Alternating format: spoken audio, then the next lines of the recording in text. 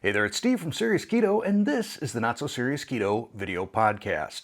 You may notice, finally, my voice is back to normal. So I'm through all of this cold, this head cold stuff, but it had definitely impacted my video shooting schedule. Between having both of my grandsons over, Calvin and Colton, and then getting sick from Calvin, it has been very tough for me to get anything recorded. But I think this is the final week, the last sort of residual week that my video schedule will be impacted.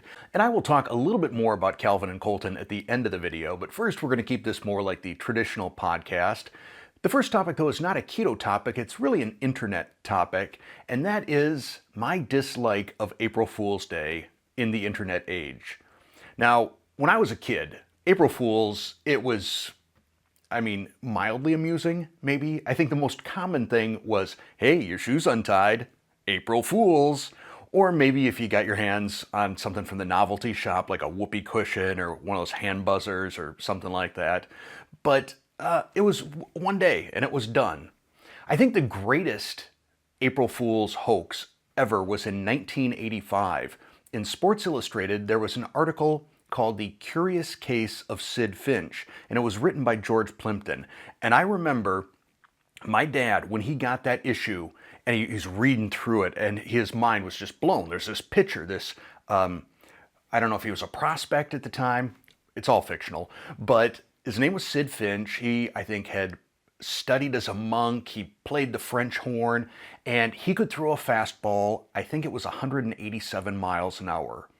And basically, anybody that read that article was calling all of their friends. This was back, before internet and texting and all that. So everybody's calling each other up. Did you see the new Sports Illustrated that was out?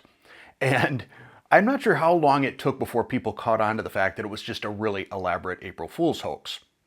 Anyhow, it was one and done. It didn't linger on forever, which is what happens now with the internet. So basically, for about 2 weeks after April Fool's Day, I really got to kind of disbelieve. I go into automatic disbelief mode on anything that shows up in my news feed. So I have to look at the dates now before I get really excited about an article in one direction or the other. But hopefully that will also, just like my cold, flush through the system and we'll be done with that fairly soon. A topic that I have covered a couple of times recently has been on the subject of comments and leaving comments on my videos. And I got kind of an interesting comment / accusation when I mentioned this a week or two ago, which is someone who said, well, so basically all you want is a bunch of sycophants that stroke your ego or something like that. No, that is not what I'm looking for. I'm looking for two things, really. One, your comments increase the engagement metric on my channel. That's part of it. And it's a good part of it because that means then my videos are more likely to get promoted and seen by more people. And that's, of course, a good thing for me.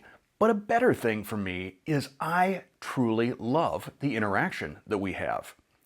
Being a content creator, especially a full-time content creator and a working from home sort of content creator, I'm not off traveling or anything like that, it can be a little bit of a lonely existence from time to time. And interacting with all of you in the comments it makes me feel not lonely. It makes me feel part of something. It makes me feel part of the Serious Keto community. And that's really what I want. I want this to feel like a community. I love the interaction. I love it when you interact with each other. So please never hesitate. If you're even thinking about leaving a comment, especially if it's something nice and will stroke my ego, leave that comment. I truly do appreciate it.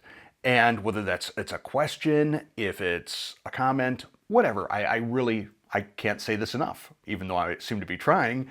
I enjoy the interaction with all of you. And there are some folks who used to just be religious maybe that's the wrong word to use. I could count on them to leave a comment on every video. And there are people who have left comments on videos for years, every single video. I count on seeing them. And strangely, a significant number have seemingly disappeared. Not the comments, but the people leaving them. I'm not getting comments from some viewers that I know have been viewers forever. And I don't know. I don't know why that is. I don't know if they vanished, if they gave up keto, if I don't know. Or they did. Maybe, I suppose there's always the possibility they just got tired of me. So maybe that's it. But if it's been a while since you've left a comment, leave comments. I absolutely love them. Okay, I'm done saying that. But I do. I'm going to cover one last topic before the break and then dedicate the after break part largely to this recent sucralose study that just came out. But I want to give an update quickly on the email list that I'm creating. So I'm creating a newsletter that will go out weekly. It's not going to be spammy. I talked about this last week. I have found a bulk email service that I'll be able to use. I still need to design a template, but I was running into a lot of technical issues. And I know that there are some of you who are more technically advanced than me and some of you who are less technically advanced than me. So I'm going to try and describe this somewhere in the middle. But setting up authentication for my email address, I created this new email address, newsletter@seriousketo.com. That'll be an unmonitored box, but it will shoot out these emails. I wanted to make sure that they didn't wind up in people's spam folders. So I had to go through this fairly extensive authentication process that it wasn't easy. And I had to move my domain name from WordPress. It was originally on Google. This is probably already getting too deep in the weeds for some of you. But I registered the domain name Serious Keto on Google. Then Google quit doing domain name registrations, so it shifted to WordPress. But my hosting is on an entirely different service. It's Bluehost. And I think I had to move my domain over to Bluehost so that then I could make some changes to the DNS records, which would then keep that email from showing up in people's spam folder. So if it sounds unexciting, it was. But it was also incredibly frustrating and time consuming. But I've got that taken care of, so I'm going to start working on the format of the email. But my goal is to have that live and ready to roll out by the end of this month. So it's something I've been working on for a while or wanting to do for a while, and it feels kind of exciting to finally be getting some momentum on that. Recently, another study came out about sucralose.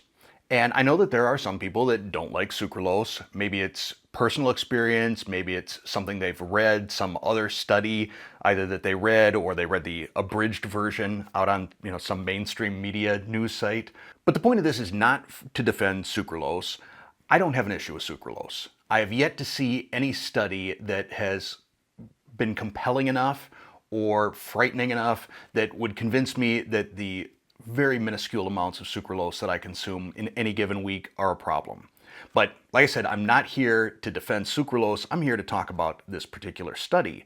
And it seems interesting to me that sucralose has been the target of all of these studies lately. So first, let me talk about the good stuff. The sample size was decent. It was 75 individuals. I think the original pool was something like 157, and they eliminated all but 75. I didn't see any place in the article where people were eliminated or why people were eliminated from the study. But basically what people did in this study is they would drink either a glass of water or a glass of sugar water or a comparably sweet glass of sucralose water. The study was double-blind, so neither the participants nor the scientists knew which drink someone was going to get, and those drinks were randomized by individual. The individuals were then asked to rate their hunger level from 1 to 10. Additionally, there was a functional MRI scan of their hypothalamus, which is the area that kind of controls hunger.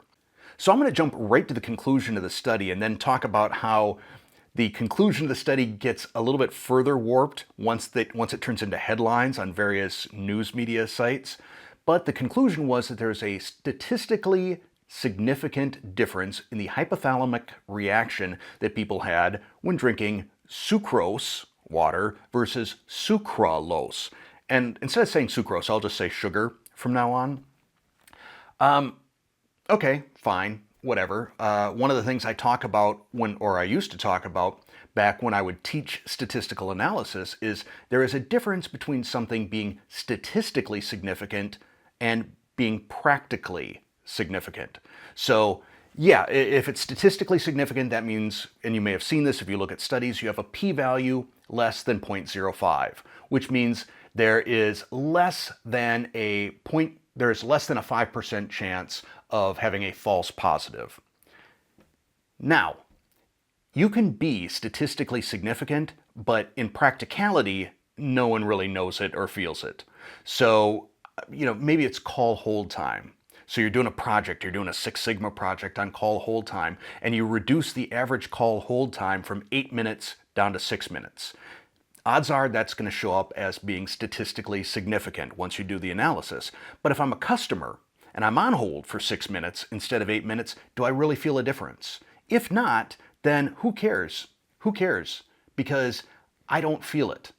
Now, the hypothalamus stuff, I'm going to show some graphs a little bit later, and hopefully they'll show up all right. But you'll see, just looking at those, well, actually, let me put it up right here. Here it is. All right, so we got those 3 clusters of data points. Looking at them, if there weren't the little black dots on each of the 3 indicating what the average was, would you be able to tell any difference?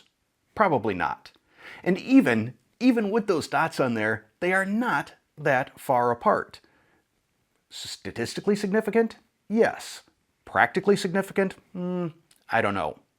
The other test that they did was they asked each of the participants to rate their level of hunger from 1 to 10 after consuming either the sugar water, plain water, or sucralose water. Baseline is 0. Now this is self-reported, so there's not an objective measure of hunger. It's just people saying, yeah, on a scale of 1 to 10, I'm 2 or whatever. And they measured this at the 10-minute mark, the 35-minute mark, and the 2-hour mark. The 35-minute mark was the biggest difference. So let me take a look at my notes here. So at 35 minutes, the difference in hunger between sugar water and sucralose was 0.25. That's the average. I'm 0.25 out of 10 hungry if I had sugar water. I am 1 out of 10 hungry if I had the sucralose water. And I'm 1.3 hungry, so I'm most hungry if I just had plain water at 35 minutes. And that then becomes the clickbaity headline that can be used out on the internet. So, sucralose will make you 4 times more hungry than sugar. Let's continue. Once we get to the 2-hour mark, the numbers are barely different. So, sugar water, you had a 1.1 average hunger, and sucralose, a 1.6. So still, on a scale of 1 to 10, pretty low in terms of the hunger. Now, let's talk about the dosages that people had. 75 grams of sugar in the sugar water. That's 5 tablespoons. That's like drinking a Pepsi or a Coke. That's a lot. They used a comparable amount of sweetener for the sucralose, which is probably like a couple of grams, because it is probably not even a gram, because that's how sweet sucralose is. So people were given a lot of sweetener. Additionally, I saw nothing in the article about whether or not anyone had eaten anything previously in the day. So there's that. Were they coming in fasted? Was this first thing in the morning? When did this occur? I'm not sure. It may be in the article. It's a big article. I didn't see it. Additionally, no other non-caloric sweeteners were tested. So not saccharin, not erythritol, not xylitol, not stevia, not allulose, nothing, just sucralose. And I would guess that if it is a non-caloric sweetener, you're going to get essentially the same results as you would with sucralose. No difference. But probably the biggest thing, the biggest issue I have with this test is they really, you can see the obvious bias in terms of, oh, you need carbohydrates, you got to have carbs, your brain needs carbs. And those of us who are on keto and fat adapted know that that's not the case. We know that ketones also pass through the blood-brain barrier. And I would be very curious to know what the results of this study would be on someone who's fat adapted. Are they going to get hungry the same as someone who's used to eating sugar? Or, since ketones are our brain's primary fuel, or was it preferred fuel is the term that I'll use, it's our preferred fuel, what would happen? So my hypothesis on this, just based on whenever I have a little bit of a cheat day or a cheat meal that's a little bit carby, I tend to react by getting hungry from that.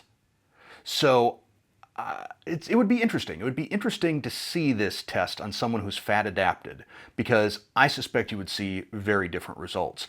I suspect you would see more hunger from those of us keto folks after drinking sugar water versus sucralose water or just plain water. That's my hypothesis. Now, I said I would finish this with a little bit on Calvin and Colton. Colton is now crawling, which means whenever he's over here, it's kind of like that early scene in the movie Raising Arizona, where Nicolas Cage is trying to chase around 6 babies and determine which one he's going to kidnap, and they're all crawling all over the place. That's essentially what my life has become whenever Calvin is over. Plus, I think when you're at 6 months, 7 months old, you don't really have a full sensory understanding of any object until you've stuck it in your mouth, which he's doing. In terms of Colton, he's losing some teeth. He's losing the baby teeth, so he's got no upper teeth right now. And that's not bad, except when I'm asking him the name of a Pokemon character, because Pokemon already have certain weird names, like Wobbuffet or something like that. And it's already difficult for me to understand some of these names because they're just not familiar words to me. But now that Colton is missing some teeth and it's harder for him to pronounce, that's been tricky. But that's it. Just a brief little family update. And I think that's going to be it for this podcast. Like I said, we're going to get back on schedule next week. Should be nice and regular once again. I don't know what's going to happen this Friday for this Friday's video, whether I'm going to be able to pull off a cooking video or whether it's going to be a review video. Just everything shifted by 2 days this week. But that is it for this video. Like I said before, leave comments. Leave comments on all of my videos. Go back, watch some old videos. Leave some comments. I love reading them. And I do really appreciate you spending a little bit of time in this podcast, having a listen. Thank you. Thanks for listening. Thanks for watching.